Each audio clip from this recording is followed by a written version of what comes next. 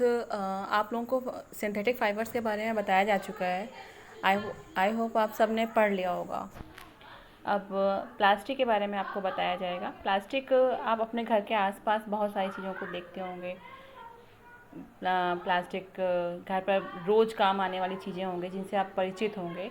तो आप एक काम करिएगा, जितने भी आप प्लास्टिक की चीज़ें देख रहे हैं अपने घर में आसपास, या उन सब की एक लिस्ट बना लीजिएगा। ठीक है। अच्छा, ये बताइए प्लास्टिक होता क्या है। प्लास्टिक जो होते हैं वो एक प्रकार का बहुलक होता है, जिसको हम पॉलीमर भी कहते हैं, और ये भी एक संश्लेषित रेशों की तरह ही होता है। पॉलीमर होता है। पॉलीमर दो वर्ड से मिलकर बना है, पॉली प्लस मर। पॉली का मतलब हुआ बहुत सारी, और मर्स का मतलब हुआ छोटी छोटी इकाइयों से। तो छोटी छोटी इकाइयों से ये बहुत सारी इकाइयों में से क्रॉसबद्ध होती हैं, एक दूसरे के साथ जुड़ी होती हैं। तो बच्चों, प्लास्टिक की चीज़ें जो हैं, प्लास्टिक की वस्तुएं सभी आकार में और सभी साइज़ की पाई जाती हैं।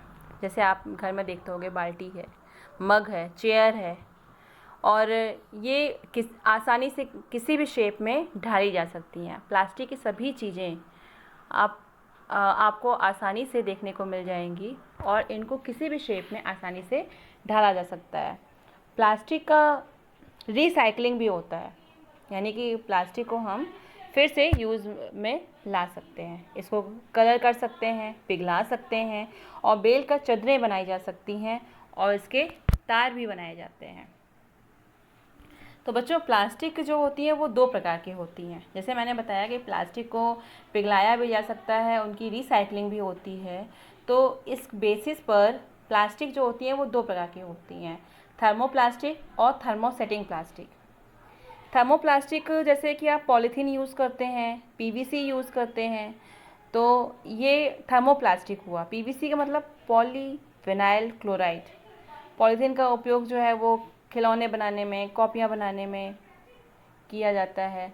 और जो थर्मोसेटिंग प्लास्टिक होता है वो जैसे बैकेलाइट और मेलामाइन। देखिए, ये है बैकेलाइट और मेलामाइन। बच्चों, बैकेलाइट और मेलामाइन जो होती हैं ये ऊष्मा और विद्युत की कुचालक होती हैं। इसीलिए इनका काम जो है वो बिजली के जो बिजली के स्विच हैं, विभिन्न प्रकार के बर्तन हैं बनते हैं, उनके हत्थे बनाने में काम आते हैं। मेलामाइन जो होता है वो भी बहुत यूज़ होता है। उसका उपयोग प्रतिरोधक सामग्री बनाने में किया जाता है, क्योंकि ये ऊष्मा को सहन करने की क्षमता रखता है। और इनका उपयोग फर्श की टाइल्स बनाने में, रसोई के बर्तन बनाने में, कपड़े बनाने में किया जाता है। अच्छा, जो आग का प्रतिरोध करते हैं वो क्या होते हैं? मेलामाइन। प्लास्टिक और थर्मोसेटिंग प्लास्टिक के बहुत सारे यूज़ हैं। अब बच्चों, प्लास्टिक जो होता है, जैसे हम कोई भी सामग्री लेते हैं, चाहे जल हो, चाहे दूध हो, अचार है, सूखे मेवे हैं, इन सबको अगर हम सोचते हैं कि इसको हम प्रिजर्व करके रखें, तो सबसे हमारे लिए सबसे ज़्यादा सुविधाजनक होता है प्लास्टिक के बर्तन। उसी में हम रख देते हैं। क्यों? क्योंकि वो उसका भार जो होता है वो हल्का होता है, कम कीमत में मिल जाता है, और अच्छा सामर्थ्य, यानी कि उसमें जगह काफ़ी होती है, और उसको हम उपयोग में आसानी से ला सकते हैं। धातुओं की अपेक्षा ये हल्के होते हैं। हल्के होने के कारण प्लास्टिक का उपयोग कारों में, वायुयानों में, अंतरिक्ष यानों में भी होता है। प्लास्टिक की अगर देखा जाए बच्चों, इसकी उपयोग की सूची असीमित है। यदि हम चप्पल, फर्नीचर, सजावट की वस्तुएं आदि से गिनना प्रारंभ करें ना, तो इसकी सूची भी बहुत लंबी पड़ जाएगी, बनाना भी मुश्किल हो जाएगा। अब बच्चों, इनके गुण भी आप लोग जान लीजिए क्या गुण होते हैं। प्लास्टिक एक तो अनअभिक्रियाशील होता है। जैसे लोहा है, लोहे से धातु को अगर हम वायु में खुला छोड़ दें तो क्या होता है कि उसमें जंग लग जाएगा। लेकिन प्लास्टिक में क्या होगा, उसको आप कितने दिनों तक बाहर रखे रहिए, उसमें कुछ भी नहीं होने वाला है। क्यों? क्योंकि वो जल और वायु से उसकी कोई अभिक्रिया नहीं होती, यानी कि उसका संक्षारण नहीं होता है। इसीलिए इसका उपयोग बहुत से रसायनों जैसे विभिन्न प्रकार के पदार्थों के संचयन के लिए भी किया जाता है। दूसरा गुण है, प्लास्टिक हल्का होता है, मजबूत होता है, और चिरस्थायी होता है। यानी कि जैसे पुराने ज़माने में क्या होता था कि हमारे दादा दादी से आप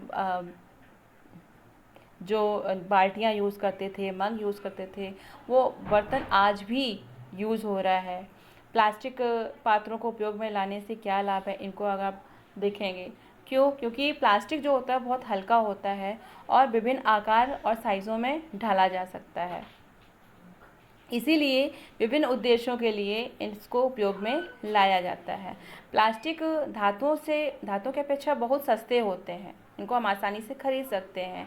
उद्योगों में, घरेलू कार्यों में इनका उपयोग होता है और बहुत सारी चीज़ें ऐसी हैं जिनमें हम प्लास्टिक का उपयोग करते हैं। बच्चों, प्लास्टिक का एक गुण ये भी होता है, प्लास्टिक कुचालक होते हैं। क्यों कुचालक होते हैं? इस कुचालक होंगे तभी तो हम बिजली के तार और जो को आसानी से छू पाते हैं, क्योंकि बिजली के तार जो है वो प्लास्टिक से ही ढके रहते हैं। खाना बनाने वाले जो पात्र होते हैं उसके जो हत्थे हैं, हैंडल, अगर वो प्लास्टिक के ना बने हों तो उसको हम आसानी से पकड़ नहीं पाएंगे। तो इन सब चीज़ों के लिए प्लास्टिक का यूज़ होता है। अब बताइए, प्लास्टिक और पर्यावरण का क्या संबंध है? जैसे जब हम बाज़ार जाते हैं तो हमें प्लास्टिक अथवा पॉलीथीन जैसी थैलियाँ मिलती हैं, उसी में हम सामान लेकर आते हैं। यह एक कारण है कि हमारे घरों में प्लास्टिक का कचरा, मतलब प्लास्टिक हमारे घरों में बहुत सारा इकट्ठा होता रहता है। फिर यही प्लास्टिक हम बाहर फेंक देते हैं, कूड़ेदान में डाल देते हैं। तो प्लास्टिक का निस्तारण एक प्रधान समस्या है, यानी कि प्लास्टिक को हम फिर से उसका निस्तारण नहीं कर सकते हैं। क्यों? क्योंकि पदार्थ जो प्राकृतिक प्रक्रिया जैसे जीवाणुओं की जो क्रिया होती है वो अपघटित कर देता है, उसको हम जैव निम्नीकरण कहते हैं। देखो, दो चीज़ें होती हैं, जैव निम्नीकरण और जैव अनिम्नीकरण। जो पदार्थ प्राकृतिक प्रक्रिया द्वारा जैसे जीवाणुओं की क्रिया द्वारा अपघटित हो जाते हैं उनको हम जैव निम्नीकरण कहते हैं, और वे पदार्थ जो प्राकृतिक प्रक्रियाओं द्वारा अपघटित नहीं होते हैं उनको हम जैव अनिम्नीकरण कहते हैं। तो प्लास्टिक बच्चों जैव अनिम्नीकरण में ही आता है, क्योंकि वो जल्दी विघटित नहीं किया जा सकता है और क्योंकि प्लास्टिक अपघटित होने में बहुत सारा समय ले लेता है, कई वर्ष ले लेता है, और यह जो है जब ज़्यादा समय ले रहा है तो ये हमारे पर्यावरण के लिए बहुत ही हार्मफुल है, हमारे लिए हितैषी नहीं है। तो पर्यावरण प्रदूषण का एक कारण बनता जा रहा है ये। इसके अतिरिक्त जब हम संश्लेषित पदार्थ को जलाते हैं तो पूर्णतया जलने में बहुत लंबा समय लेता है, और इस प्रक्रिया में क्या होता है, बहुत सारे धुएँ निकलते हैं, बहुत सारी विषैली गैसें निकलती हैं इसके साथ में, जो हमारे पर्यावरण को प्रदूषित करती रहती हैं। और इस समस्या का समाधान कैसे कर सकते हैं हम?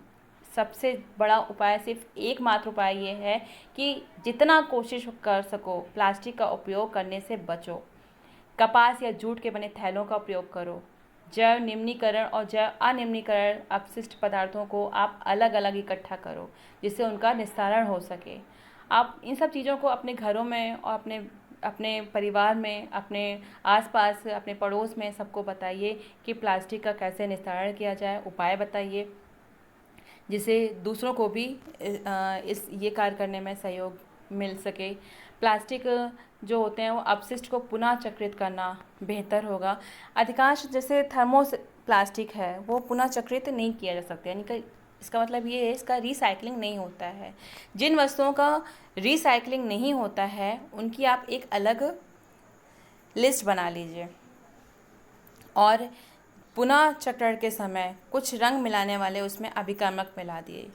फिर इससे क्या होगा, इससे जो सामग्री बनेगी उसका उपयोग आप पदार्थ के संचयन के रूप में कर पाएंगे। और एक उत्तरदायी नागरिक के रूप में 4R सिद्धांत को याद में रखिए। 4R का मतलब क्या हुआ? Reduce, reuse, recycle, recover. Reduce मतलब उपयोग कम करिए, यानी कि प्लास्टिक का उपयोग कम करिए। रीयूज़ पुनः उपयोग करिए, और पुनः चक्रित करिए मतलब रिसाइकिल, और रिकवर पुनः प्राप्त करिए। इस प्रकार की आदतें विकसित करिए जो हमारे पर्यावरण के लिए हितैषी होंगी। चलिए बच्चों, अब आज के लिए इतना ही। प्लास्टिक के बारे में और सारी बातें आप लोग देखिएगा, लिस्ट बनाइएगा, और जो नहीं आएगा, नहीं समझ में आ रहा है उसे आप पूछ लीजिएगा। Thank you class.